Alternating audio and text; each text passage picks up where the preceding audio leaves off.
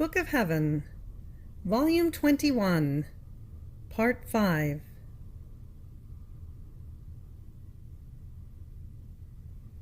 April 3rd, 1927. Effects of a love that loves freely, and effects of a forced love. How the acts done in the divine will are done with fullness, and are complete and exuberant. While I was all afflicted because of his privation, and almost petrified by the pain of seeing myself as though forgotten by my beloved Jesus, he came out from within my interior, and leaning his hands upon my shoulders, he placed his head on my breast and breathed strongly, saying, "All await your acts." And while breathing, he drew all of my acts done in his divine will into himself, and added, "My daughter, the acts done in my will are my acts, and therefore I have come to take them with my breath, as I breathed upon your breast. In fact, since they are my acts, everyone awaits these acts of yours, and I will go to spread them in all creation, in order to receive, in the whole universe, the honor of a free act of creature. As this will of creature comes into mine and operates freely, not by force, I receive the honor of a free will, which is the greatest honor for me, that befits me as God. A free will that loves me and voluntarily annihilates itself in order to do my will and to operate in it is the great portent of creation, for which all things were created, because they were to serve this will, free, not forced, to love me. And this will, having dominion over all things, and enjoying all creation, was to serve as the will of all created things. In fact, they do not have a will, but the creature was to serve as will for them, in order to give, in each created thing, her will and her free love to her Creator.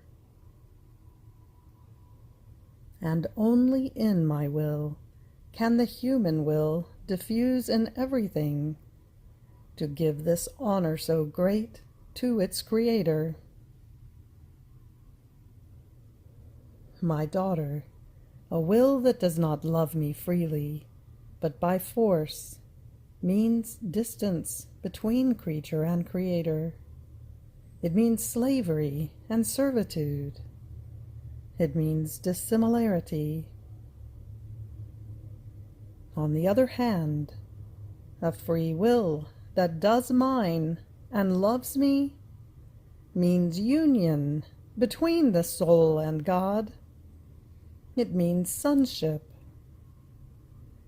It means that what belongs to God belongs to her.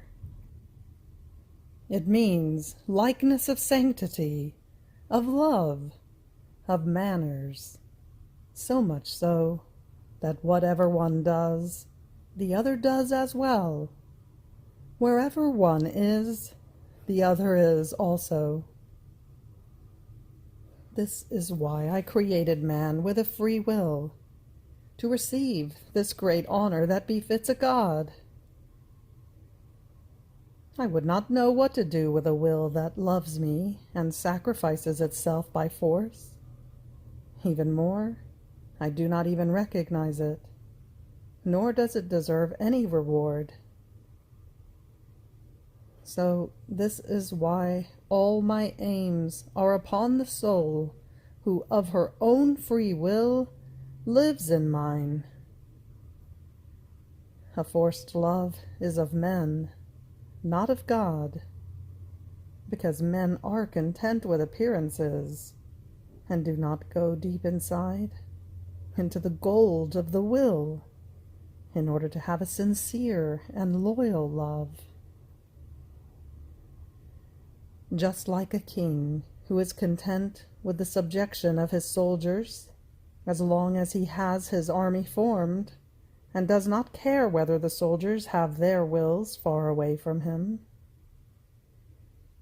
However, if their wills are far away, he might have the army, but he will not be safe, because it can be an army that is plotting against his crown and his life. A master might have many servants, but if they do not serve him willingly, but out of necessity, out of convenience, out of fear, or to receive their wages, these servants who eat of his bread might be his first enemies. But your Jesus, who sees the depth of the will, is not satisfied with appearances. And if this will spontaneously wills and lives in my will, then my glory, the creation, everything is safe. Because it is not servants that possess it, but my children, who love so much the glory of their celestial Father as to be ready and to feel honored to give their own lives for love of him. Afterwards, I felt all immersed in the eternal Fiat, and my beloved Jesus added, "My daughter, in my will, all acts are done in the fullness of light. Therefore they are acts filled with all goods.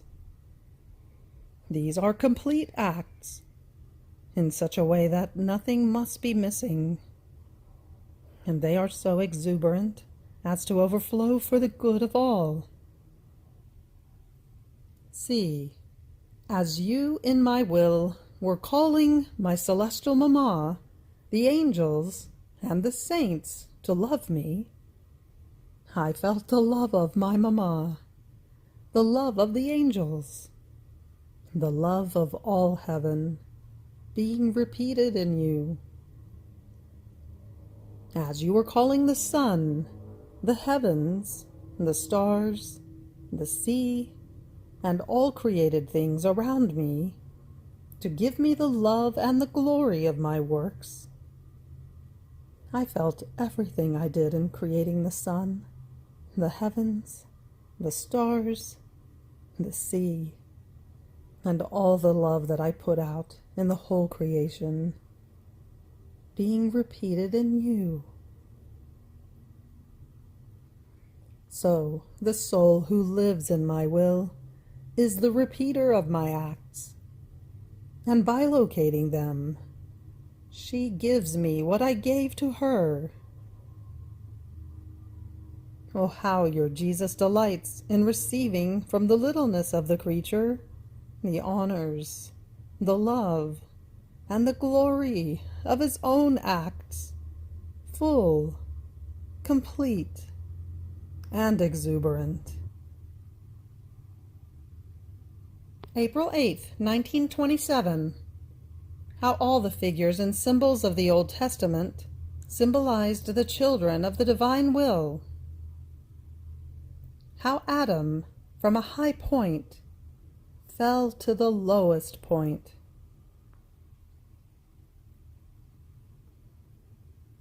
I was following the acts that the divine will had done in all creation, and I was also searching for the acts it had done in the first father Adam, as well as all those it had done in all the saints of the Old Testament, especially those in which the supreme volition had made its power, its strength, its vivifying virtue stand out.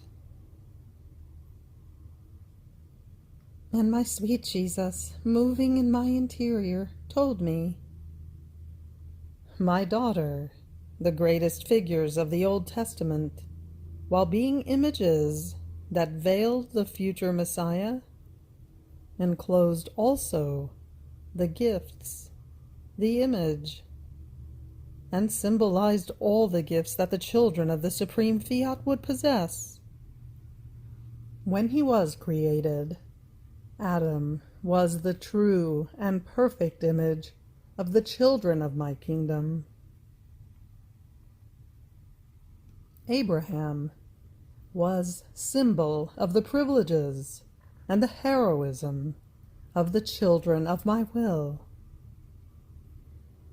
And calling Abraham to a promised land flowing with milk and honey, making him the owner of that land, a land so fecund as to be enviable and aspired to by all other nations. Everything was symbol of what I would do with the children of my will.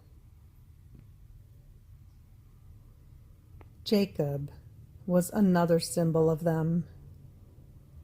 In fact, as the 12 tribes of Israel would descend from him, from their midst the future Redeemer was to be born, who was to bind again the kingdom of the divine Fiat to my children.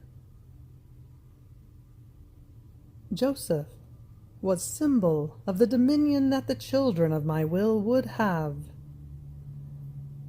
And just as he did not let many peoples, and also his ungrateful brothers, perish of starvation, so will the children of the divine Fiat have dominion, and be the ones who will not let the peoples perish that will ask for the bread of my will from them. Moses was the image of the power. Samson, symbol of the strength of the children of my will. David symbolized the reigning of them. All the prophets symbolized the grace, the communications, the intimacies with God that more than they did, the children of my divine Fiat would possess. See, all these were but symbols, images of them. What will happen when the lives of these symbols will come out? After all these came the celestial lady, the sovereign empress, the immaculate, the spotless, my mother. She was not symbol or image, but the reality, the true life, the first privileged daughter of my will. And in the Queen of Heaven, I looked at the generation of the children of my kingdom. She was the first incomparable creature who possessed, intact, the life of the supreme volition, and therefore she deserved to conceive the eternal Word, and to mature within her maternal heart the generation of the children of the eternal Fiat. Then came my very life, in which the kingdom was established, that these fortunate children were to possess. From all this, you can comprehend how the primary purpose of everything that God did from the beginning of the creation of the world, and that he does and will do, is to form the kingdom of his will in the midst of creatures. These are all our aims. This is our will. And to these children will all our goods, our prerogatives, our likeness be given.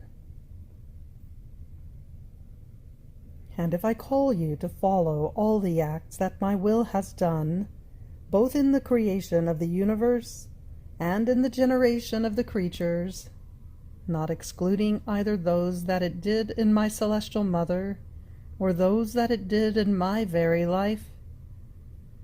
It is to centralize all of its acts in you, to give them to you as gift, so as to be able to release from you altogether the goods that a divine will can possess, in order to form the kingdom of the eternal Fiat with decorum, honor, and glory.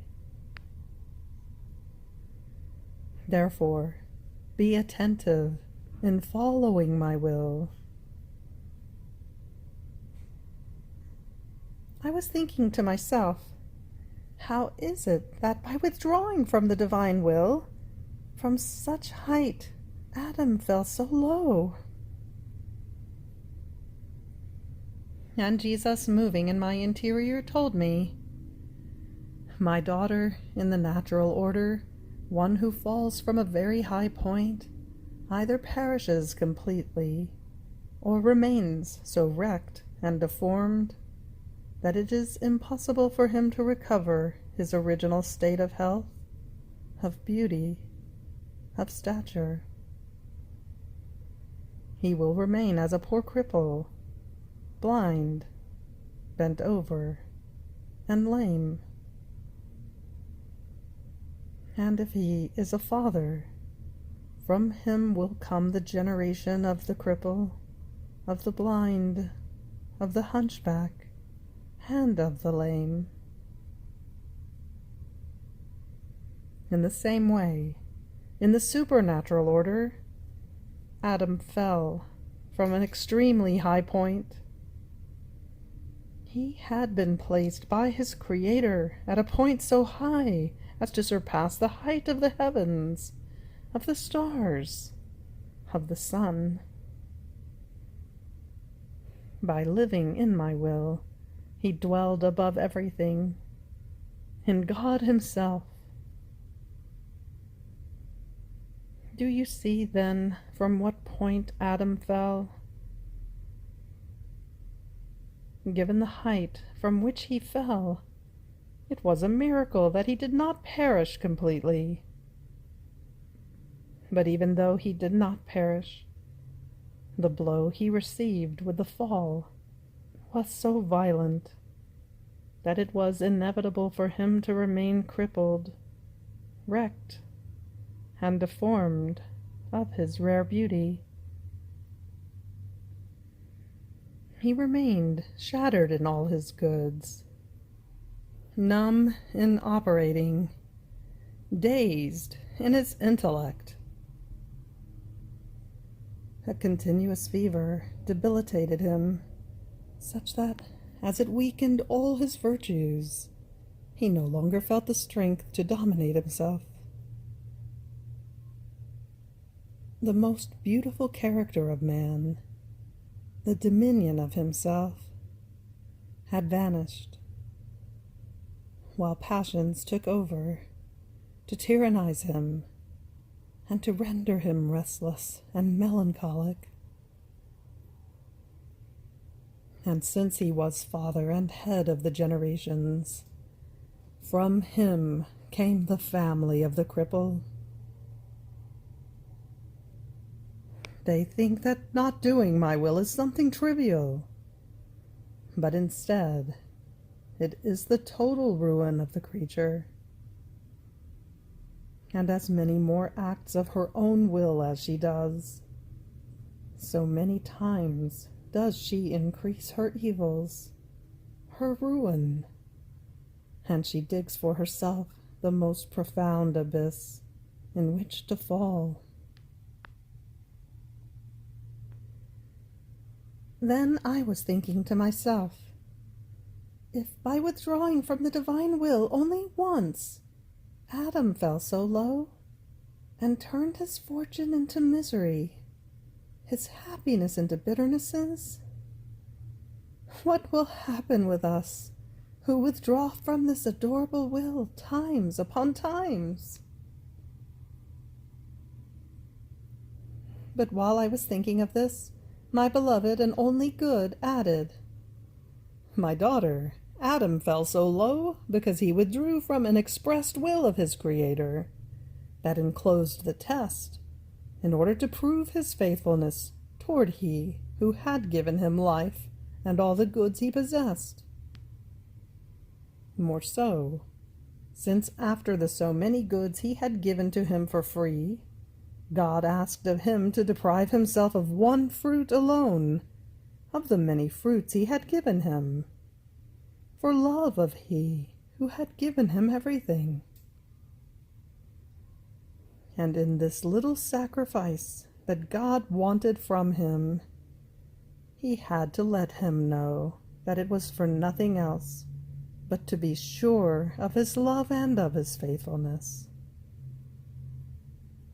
Adam should have felt honored that his Creator wanted to be sure of the love of his creature. His fault was greater because the one who attracted him and convinced him to fall was not a being superior to him, but a vile serpent, his major enemy. His fall brought graver consequences, because he was the head of all generations. Therefore, as though naturally, all the members were to feel the effects of the evil of their head. See then, when my will is expressed, wanted, and commanded, the sin is graver, and the consequences are irreparable. And only my divine will itself can make up for such great evil, as it happened with Adam.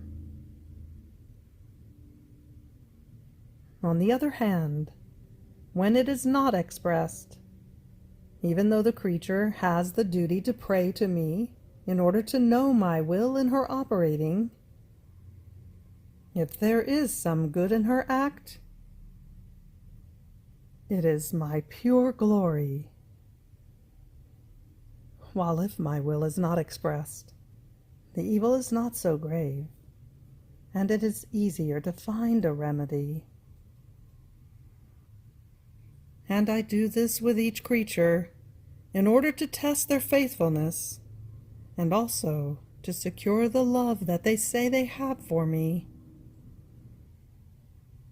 Who would not want to be sure about a property he has acquired to the point that they write the deed? Who would not want to be sure about the faithfulness of a friend, or about the true loyalty of a servant? So, in order to be sure, I let them know that I want some little sacrifices that will bring all goods and sanctity to them, and they will fulfill the purpose for which they were created. But if they are reluctant, everything will be upset in them, and all evils will swoop down upon them. Therefore, not doing my will is always an evil, more or less grave, depending on the knowledge of it that one possesses.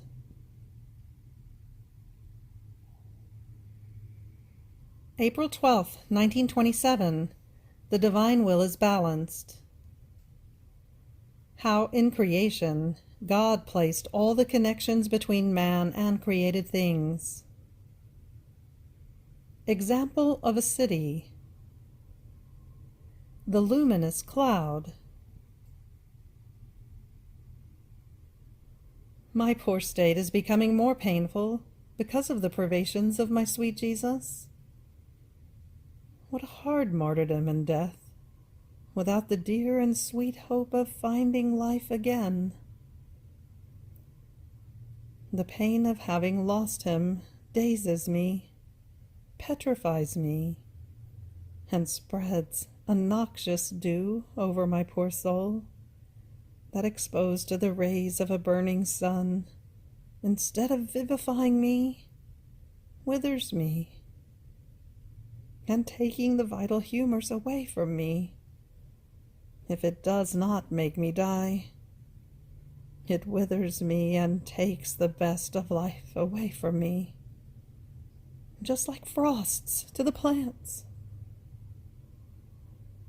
Oh, how much sweeter would death be for me? Or rather, it would be for me the most beautiful feast, because I would find him whom I love, who would heal all my wounds.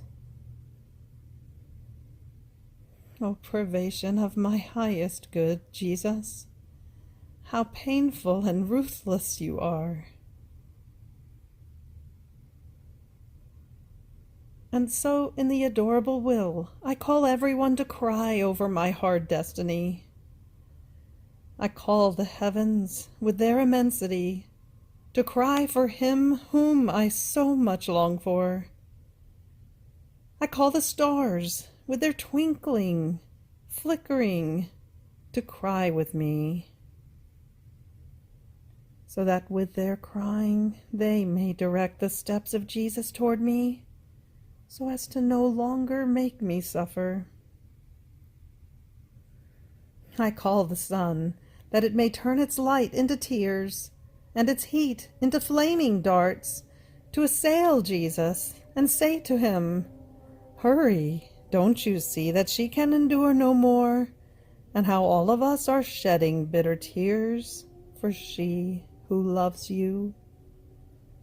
And because her will is one with ours, we are all forced to cry together with her." I call all creation to grieve and cry together with me for a pain so great, incalculable, and immeasurable, as is your privation. Who would not cry? Oh, how I would want to turn the murmuring of the sea into pitying voices, to call you, and the darting of the fish to deafen you. I would want to turn the singing of the birds into sobs, to move you to compassion. Jesus, Jesus, how much you make me suffer! Oh, how much does your love cost me? But while I was pouring out my sorrow, my sweet life moved in my interior and told me, "My daughter, I am here. Do not fear." If you knew how much I suffer in seeing you suffer because of me, I feel more pain for your suffering than for that of all other creatures together, because your pains are the pains of our daughter, a member of our celestial family, and I feel them more intensely than if they were my own. When our will is in the creature, everything is in common with us and inseparable from us. On hearing this, in pain as I was, I said that that was true with words, but as for facts, it seems to me that it is not so. How can this be? You make me agonize so much to make you come back, and the more you go on, the longer you take to come, to the point that I myself don't know what else to do, or to whom else to turn. You put me in the impotence of finding you. Not even in your very will can I manage to trace you, because it is immense, and you hide within its immensity, while I lose track of your steps, and I lose you. So those are nice words, but what about facts? Where are they? If you suffered so much because of my pains, you would have done the facts, hastening to come to she who knows no other love, nor any other life but yours. Jesus, clasping me to himself, all moved, told me, "Poor daughter, courage! You do not know everything about what it means to live in my will. It possesses perfect balance, and all of its attributes are in highest concord, nor is any of them inferior to any other.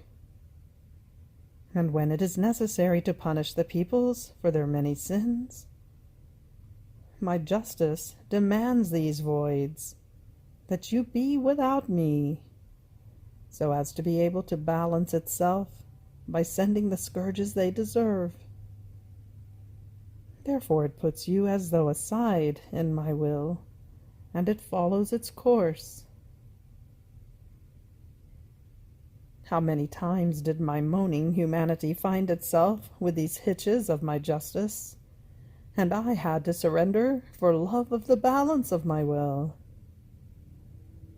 Would you want, as I keep you in it, to unbalance the order of my attributes? No, no, my daughter. Let my justice follow its course, and your Jesus will be as before, always with you. Don't you know that in my will you must go through what my humanity went through? As my will was so very demanding and inexorable with me for the sake of redemption. The same for you. It becomes demanding and inexorable for the sake of the kingdom of the supreme Fiat. So this is why my humanity hides, because my justice wants to follow its course and maintain its balance. Blessed Jesus remained silent, and then he added, "My daughter, in issuing the creation, my will linked all beings with bonds of union, so they were all in connection among themselves. Each one possessed its electric wire of communication between the other. Man possessed as many electric wires for as many created things as existed, because, being the king of everything, it was right and necessary for him to have the communication with all creation in order to possess the dominion of it. Now, as he withdrew from the divine will, he broke the first wire of communication and remained like a city in which the primary wire that communicates electric light is broken. It remains in the dark, and even though there are electric wires, they no longer have the virtue of giving light to the whole city, because the source from which the light comes, being broken, cannot give it, nor can the electric wires receive it. So he remained like a city in the dark. His connections, the electric wires of communication, were no longer functioning. The source of light had withdrawn from him, because he himself had broken the communication with it.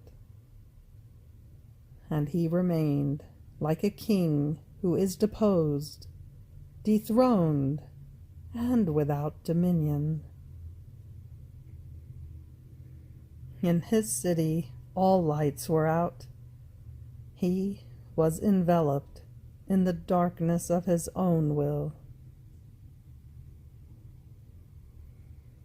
When my will is possessed by the soul, she is symbolized by a city full of light that has many ways of communication with all the places of the world. Even more, her communications extend in the sea, in the sun, in the stars, in the heavens. Provisions of all kinds reach this city from all places. So she is the richest, provided with everything. And by means of these communications, she is the best known in heaven and on earth. All pour into her, and she is the most loved. All the opposite for one who does not possess my will. She lives of hardships. She suffers starvation. Only crumbs are conceded to her out of pity, and she is often plundered by enemies.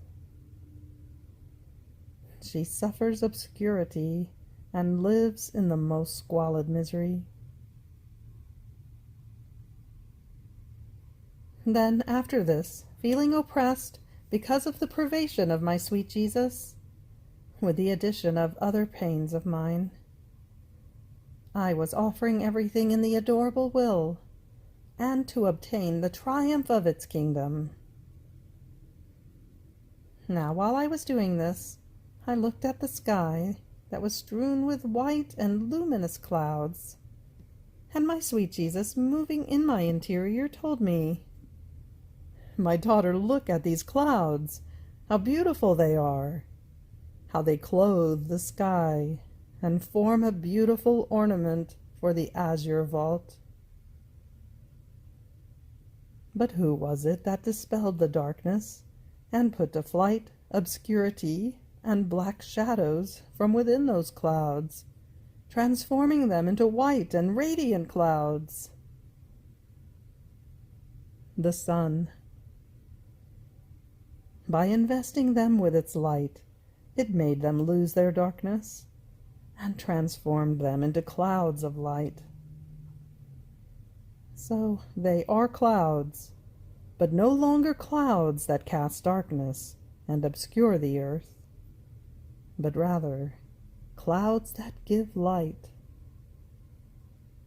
And while before the sun invested them, they seemed to disfigure the sky with their obscurity, taking the beauty of its azure away from it, now they pay honor to it and form a beautiful ornament. Now, my daughter, pains, mortifications, my privations, painful circumstances, are like clouds for the soul that give darkness. But if the soul lets everything flow in my will, more than sun, my will invests them and converts them into clouds of most radiant light, in such a way as to form the most beautiful ornament for the heaven of the soul. In my will, all things lose their dark side that oppresses and seems to disfigure the poor creature, and everything serves to give her light and to adorn her with radiant beauty. And I keep repeating to all heaven, "Look at her! How beautiful is the daughter of my will, adorned with these white and radiant clouds. She nourishes herself with light, and my will, investing her with its light, converts her into most splendid light." You have reached the end of the Book of Heaven, Volume 21, Part 5. Fiat.